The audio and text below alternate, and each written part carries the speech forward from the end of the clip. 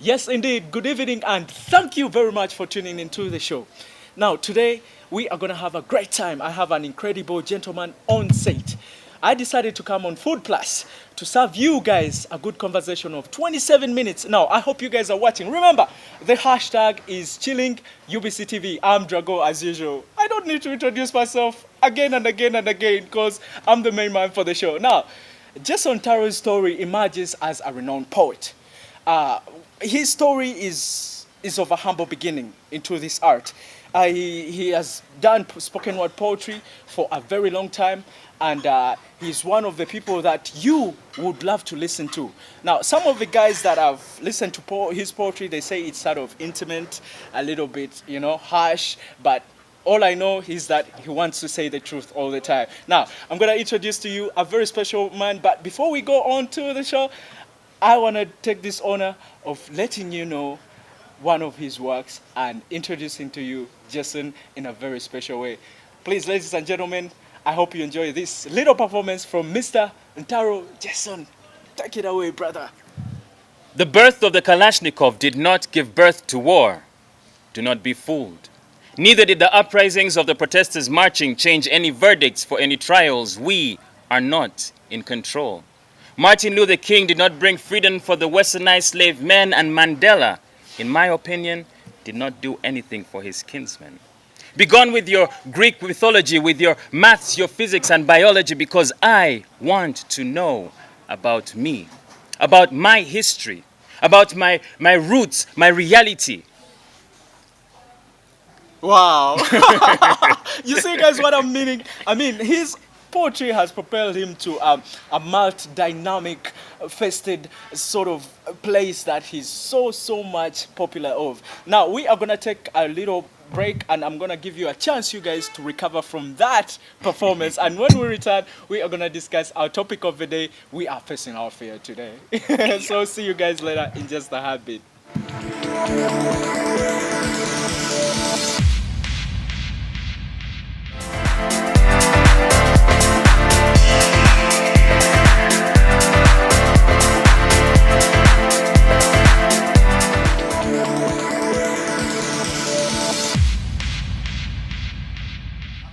Now, before we left, this gentleman right here, my guest, just fascinated the entire country with one of his best poems. Now, I have a lot of questions. Like, for example, how does it feel to be a poet in Uganda? By the way, one of my crew people asked that, and I'm adopting that question. But I will ask that later on. Oh, okay. But no, Okay. before we go into all that, let us address fear, man. Okay. Now, you know, fear is part of our system, like the nervous system. It's embedded in our DNA. Like, as soon as you're born, you're meant to have fear. Yes. Now, fear is meant to protect us, but others say that if you're fearful, you're too fearful, then you're a coward. Yes. Yeah, but one thing will lead to another, and we shall disagree to agree on this issue. But you're a performer. Yes. First, tell me, how did you get rid of the stage fright? To be honest with you, I still have stage fright. So before I get on stage, what happens is I'm usually sweating a lot. I'm sweating, I'm shaking, Like pacing. literally sweating. Yes. Every part it's of like your body. It's raining on my face.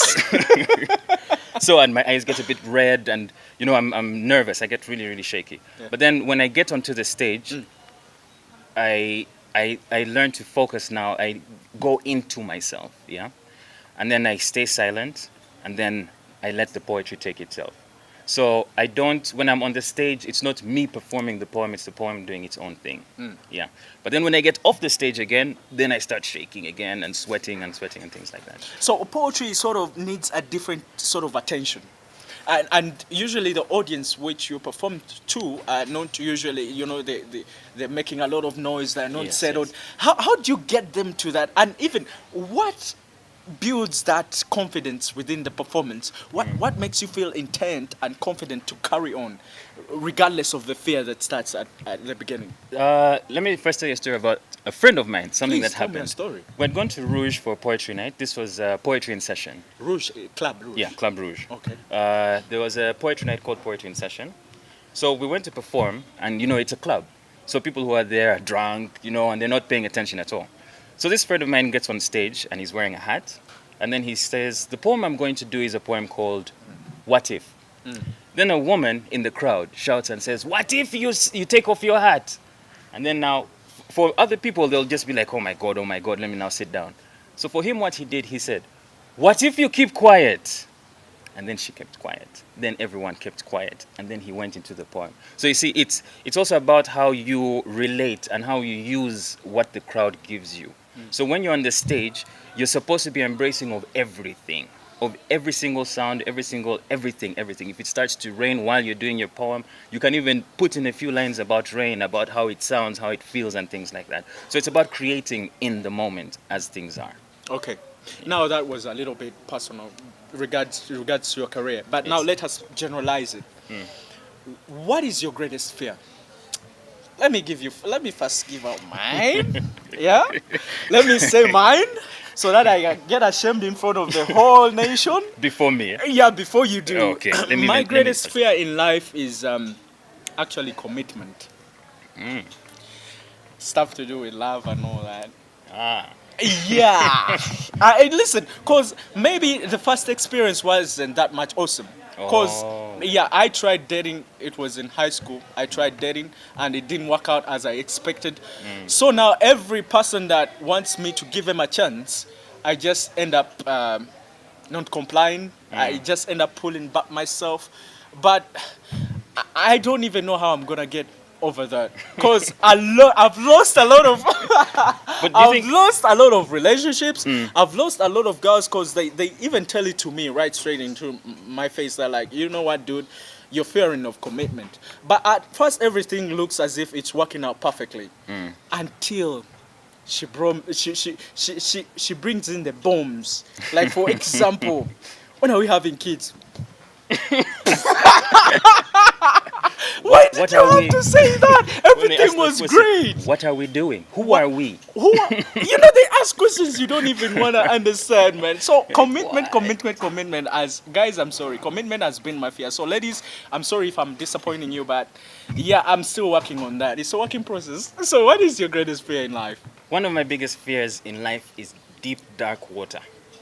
What is that? Water that's dark and deep. I'm very scared of it. You can't swim? I can. I actually swim very well. But then I had a very bad experience when I was young. I didn't know how to swim first, yeah? So we went for a birthday thing, and there were these slides on the swimming pool. Huh? So there was the one which was curly, and then one which was just a normal slide.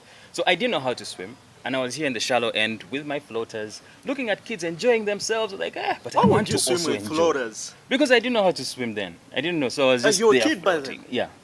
So in my head, I thought, let me just go. Since I have the floaters, let me go and I climb up that thing. I can do this. Yeah. So I climb up, I reached the top, and I looked down and I saw the distance. I was like, oh my God, what am I doing? Then the kids behind are saying, go, because there's a long line. Pushing you. They're pushing. So I'm like, okay, cool. Close your eyes, close your nose, just go. So I sat and went ha, into the water. Didn't know how to swim, didn't know anything. So I was there fighting. Meanwhile, these are the kids falling in. Bubbles everywhere. I couldn't understand what was going on. Then in that instant, I remembered when our teacher used to tell us, if you feel like you're drowning and you can't control, just stop moving. Don't do anything, just stop moving. Actually, it's a solution. Yes. With water, you can't fight it. Yeah, you don't fight it. Yeah. So when you stop moving, you slowly start to like rise up. So that's what I did. Then I would like kick my legs and I climbed out. After that moment, I was like, never again am I ever walking into water. But then later on, I went to, I can't remember where it was, and we were swimming in a lake. And I bruised my leg, and I was in a faraway place, deep water. And now all of the things that were coming into my head were, what could be in this water right now? And then I got a muscle cramp on my leg, so I couldn't swim, and I was falling in, and I felt like I'm going to die. So it's been a recurring thing in my head. Whenever I see deep, dark water, I'm like, no. That brings me to my next topic. Could you describe that to be a phobia? Oh, fear. Now, I want us to draw a line between the two. What could be your best definition of a phobia? Now, fear and phobia, it's like saying pleasure and pain. You know, there's a very thin line in between. A fear is like, if I just come to you and do this, like this, you'll flinch away. That's your natural instinct to protect yourself. That's fear. But a phobia is something that is deep within. You know, there are people who have a phobia for being within a small space, claustrophobia. Because when they're in that space, they feel like, oh, I can't breathe, I can't feel, I can't what. So that's now a phobia. It goes beyond just an instinctive thing. Phobias are more of like, or a fear for height, as you had said earlier. Someone who you put them on the edge of something, a ledge of a building, they can even get a panic attack. Because I know this for sure that somebody with phobia can't even dare Yeah. try to come close to that thing that they really fear so much. Is it an extreme of fear? I don't know Because if they it's can't an- even attempt to, even if I'm afraid of heights, as I told you earlier, that I can't get on a ledge. I swear to God, or I can't go somewhere high. It's not that I'm afraid of heights. You're afraid of falling. There's a difference, right? I'm afraid of falling, but yeah, what's my phobia? Let me see. Do you have a phobia for anything? Do I have a phobia? I don't think. Me, I think I haven't discovered. Maybe you haven't discovered I your have. phobia Maybe I just yet. haven't discovered it. I don't know. It's something that I've never actually like sat down and thought about. Do I have one thing that I am completely and utterly like afraid of to the point of having a phobia? You know, I don't the have most one. common phobia people have here in Kampala. Let me generalize. Owavu. Do you know? This is by very the way, true. which tribe are you? Do I'm you a understand Michigan. Luganda? Yes, I do. I do. You understand when I say Owavu? Yes, I do. Like brokenness. Brokenness, complete Brothers brokenness. fear to be broke. Yeah, it's a big fear, man. Because now, like you, for example, if you're like, but you said you fear commitment, but then you have to have something That's in fear order. by non-phobia. Yeah, not phobia, not phobia. Listen, I will give a sister a chance until she starts asking me those questions. But yeah, Yeah. but I get it, I get it. But then in life you have to have some sort of something that keeps you going forward. And so having a little bit of money helps you to move on forward. You buy your food, you have transport, you have A, B, C, D, E, F, G. But then now where we are right now in our country, it's hard to make it's hard to come by money. That's a truth that we have to accept. And then we have all these new taxes and all this and all that. So the expenditure, we're spending much more than we make, you see. So it's understandable for someone to have a phobia for, You know, for some brokenness. would even go an extra mile if they were rich and then they can't really go broke again. Like they would say, man, you'd rather kill me. I swear to God, like I have Porsche cars and all that, and then I wake up one day and I have none. It's a hard one. So, man, what is the importance of fear? It's a funny question to ask because a lot of people are going to be, really, does fear... I mean, Does it it have an helps importance? cowards live longer, right? That's what they say. In my school, they used to say Lubomias live longer. This was in Kira College Boutique. Guys who just allow and then also fear. But then you see, fear also protects you, you know? Like, for example, let's say you're seated here. Yeah. And you hear a loud bang. Bah! Immediately, instinctively, you'll yeah. Now that is the fear that is telling you you need to get away from here because something might happen to you. So it's there to protect you from harm. You see, that is what that kind of fear is. But then there's also now this over this fear which is instilled in you. Yeah. For example, a fear for a teacher who comes to class. As soon as he enters the class, tells you, put your head on the desk. Put your head on the desk. He first beats the whole class. Ka, ka, ka, ka. Now, those who haven't done exams, who haven't done your homework, come in front here. Those ones with bad handwriting, come here. Those ones who didn't do that, come here. Then he beats those. Now, there, people have fear for that teacher. That's instilled fear, you see. That one is not to protect yourself, but that's because someone has done something to you. That's now a different kind of fear. It more reminds me like a snail and the shell. You know, or a tortoise and its shell. Once it senses something that is so dangerous that's about to happen, it goes back into its shell. So would you say a fear is more like that shell for human beings? Yes, it is. But then also, sometimes we have to challenge our fears in order for us to see how far we can go with things. Not like, for example, like the times when I want to perform maybe a specific poem, yeah. But then I fear that people might not understand it, or I fear that the content might not be very good for this crowd. But then I have to get over it, and because I might have something in that poem that speaks to someone in the crowd, you see. So if I focus on the fear and I'm like, no, I'm not going to do this thing, then that person who is supposed to hear something out of it won't get it. So it's a loss on both sides, you see. So we also have to see which kinds of fear are good and which kinds of fear are bad. It's just like also, like when they talk about anger, the Bible will tell you, you shouldn't be quick to anger, but anger is okay. Yeah, it just shows it's an expression of how you feel. You see, so you will make me angry, but then how I react is not. It has to be appropriate. It has to be something that works both Okay, ways. let's take a breather. Let's take a breather then. You can.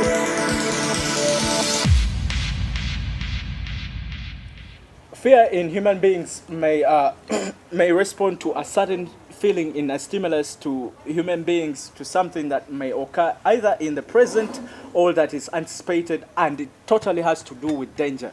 So now I want to find out, how can you brace this fear? How can you curb it? You know that you're fearful of something. How can you get rid of fear? Well, you know how I'm going to use the analogy of a swimming pool because and Yeah, yet that's I'm it scared of happened deep to water. you, yeah. But then you know how they say in order for you to learn how to swim, they must throw you in the deep end. You know, so sometimes you also have to do that with your fear. In order for you to get over your fear, you have to face your fear. Yeah, and in facing your fear, what happens is that you now start to understand who you are as an individual. You start to know, I can handle this, I can't handle this, and the more you have a grasp on it, the more you'll be able to move forward. You see, so one of the best ways, if you have a certain fear, now like if it's a fear of a dog, I'm not saying get dogs and unleash them and then stand in the middle Guys there are and be afraid there. of dogs. By the way, I'm also afraid of dogs. Who is not afraid of dogs? I once was Scary, chased by dogs. There's a time in Bogolobi I was chased by dogs. What happened? I'd gone to visit a friend, so it was like around 8 o'clock in the night. This was Bogolobi flat. So I was leaving the flat, and then there were these two dogs across from me that side. So one first sits up. I was like, oh my god, oh my And god. it goes like.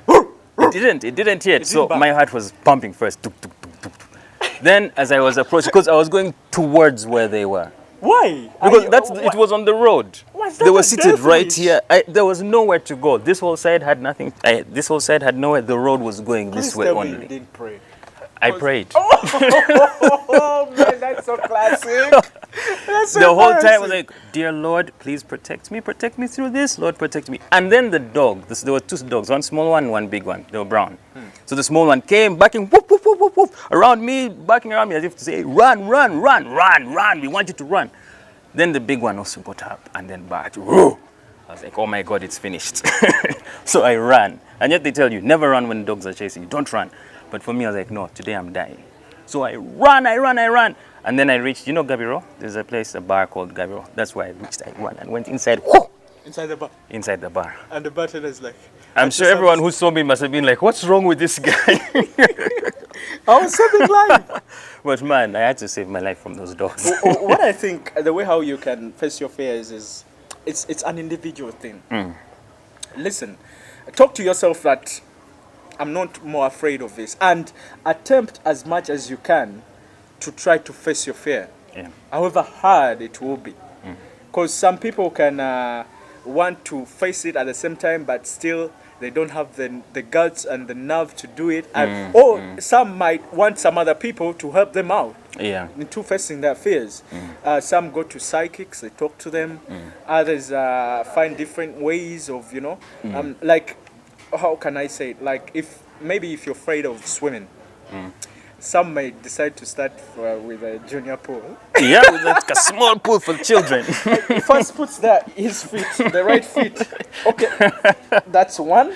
Yeah, that's good for today. Today, progress. Progress He is even that. has a place where he writes on the wall, I have stepped in a pool of water. Tick. Listen, because it starts slowly Yep. by slowly, Yep. and with time you've curbed it, and now after a certain amount of time, you're not afraid of diving into the deep the end, water. So I think it's more of like self-approach. Yes. There's no one that's gonna help you confront your fear. There's nobody who's gonna help you come and say, you know what, if you're afraid of dogs, maybe own a pet. Wait, I'm not saying a German Shepherd. Oh, I'm Or not a saying a pit pit bull. But I'm saying these normal pets, like, those dogs which can barely bite. And then learn that a dog family is like this, A dog is only as... It's the most it's the most biggest animal that can easily Can work be with in human the- beings. yeah, So it yeah. can be tamed. Yeah. So you learn that once you learn the dog behaviors, perhaps, and then you learn that a dog is your friend instead of running from it. Yeah. However much some are security dogs, others are sniffing dogs, others are pets, and others are dogs that will chase That will just chase on me straight and to the bar. then. But then you see also, I was listening to a program where there was a man who lives in India, and he collects snakes, poisonous snakes, which have venom and stuff. So he goes to villages where people have called him, hey, these people have been bitten by a snake, please come and catch this snake. Now for him, he said that people are afraid of snakes, but they don't understand that snakes are afraid of people. So when a snake sees a person, its first response is going to be, I need to protect myself. So that's why it might bite you, or that's why it might do this and that. So when you see a snake, this is what he was saying, when you see a snake, stop. Stay still. Stay still. Don't be intimidating. Chill. Dude, Russian DJ, would you do such a thing? No. When I see a snake, that is it. It will be my last and first time to see it. Run! Scatter! Dude, it's like you're trying to play with a gun. Yep. A Russian roulette, and you're like, man. So, man, like you go to schools, you speak to kids about fear and how they can face fear. But do you channel it in two terms of artistry or majorly fear in life? I majorly do it, I make it all encompassing, but I start with the foundation is from a perspective of performance. Because many people have stage fright. Many people have, because stage fright comes because of maybe you're thinking, I don't have the poem properly in my head, or you're thinking people are going to judge me because of how I look, or because of how I sound, or you think, man, the words, I don't have the words properly. But then the thing about poetry and getting on stage is about you getting out of the environment. Yeah. Removing yourself from this entire environment and then focusing on the poetry and then manifesting it towards the people. That's what is supposed to happen. So I start with that and I give them small tips here and there on what to do before you get on stage. Make sure you have someone who you can go through the poem with, you know. And it's always good to have someone with you when you have fear, someone to guide you through the thing. It's not that they're going to stop it from happening, the fear from happening, but then always in life you always have to have a someone to help you through things. So during that period of time, like if you're afraid of performing a specific kind of poem, you go to someone, you sit with them, you talk to them, you go through the poem with them. And now while you're doing it with them, what's happening is you're now breaking down that barrier of being able to perform before someone else, you see. So then from there, you'll be ready now to go onto the stage. Yeah. So Because this I told you for sure that nostalgia,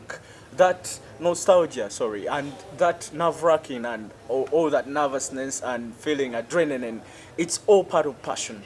yes, it is. Yeah, because I told you if you ever wake up one day, Jason, and you try to do something that you say you love without having a sense of fear or having a nostalgic feeling or something of that nature, then, man, there isn't any passion there. You're lying to yourself. Yeah, because me too, every time I try to host this show, at the beginning I get sort of like a cold feet. But it excites me because I know I'm doing the right thing. I'm doing something that I love. It comes from passion. Yeah. But doing something without any feeling or having anything attached, everything is detached. You just like, it can't work. Plain, yeah. You It just can't get on work. stage. So and what you're are playing. some of the last remarks you can say about fear? About fear? Yeah, if we're wrapping up the topic. Fear is natural. It's something that we shouldn't be afraid of expressing, you know? It shouldn't be, you know, like many times they tell boys, be a man, don't show people that you're afraid. Don't show them that you're feeling fear.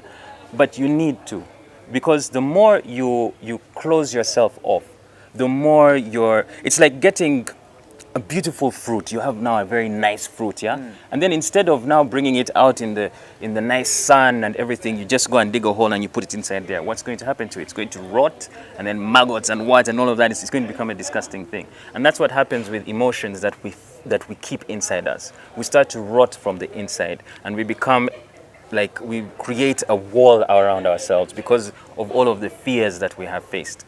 Many people, you'll find many children who have gone through maybe molestation as a child, yeah? And then now they're like teenagers or maybe in their 20s, and they have a very bad relationship with the opposite sex or with someone older because of the fear that has been instilled in them, yeah? But now the only way for them to get out of it is to find someone who they can speak to. But because fear can either break you or make you, you see. Fear, if you decide to allow fear to be the one thing that is in your life, it's going to be an obstacle. But then if you say, I accept that there is fear, but I need to get over my fear, then that is when you start to now exist in yourself. Oh, so you need to first embrace it? Yes, you have to embrace it. For all of your fears that you have to first embrace it, acknowledge that this is what it is. I am afraid of this thing. That is the truth. This is the fact. And if you pretend, it's in there to give you a rude awakening. Yeah, and that's the thing with life, you know. Everything that you keep on hiding, somehow it finds a way of getting out. Somehow it always finds a way of manifesting itself. So you're telling me, Jason, somebody can't hide their fears? You can't hide them forever. You can hide them for a while, but you can't hide them forever. This is the truth. That is the truth. This is the truth. Wow. Incredible topic, incredible guest. This guy has given me a perfect time to have you on the second part, because we are going to talk about poetry, everything to do with poetry, and I want to find out your life. How does it feel to be a poet in Uganda? Okay. Is it a lot of work? Is it less work? Man, Jason is still here with me, guys, and we have just talked about our topic of the day, which was fear. But now, he's not a fear expert. No. He's not a consultant for that. He's a poet. You know, something that he performed earlier on the show. Now, we're still at Food Plus, and we're going to stick here until next week. Thank you very much. Thank you very much for tuning into the show. The hashtag is Chilling UBC TV now. Go on Facebook, find Chilling UBC TV, or on YouTube. You can watch this clip later after the show airs. The show airs Tuesday and repeats on Sunday. Now, I want to thank Henry. I want to thank Herbert. I want to thank Tony. I want to thank everybody that is putting in much effort to make sure that this show comes straight to you guys. Now, this has been great, but prepare for what is yet to come. The second part is coming back again. So see you next week. I'm Drago. I've been your host for tonight, and will be your host again for the other night. See you again later.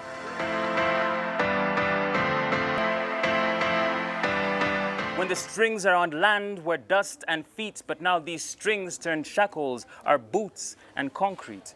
You see, humanity seems to stream on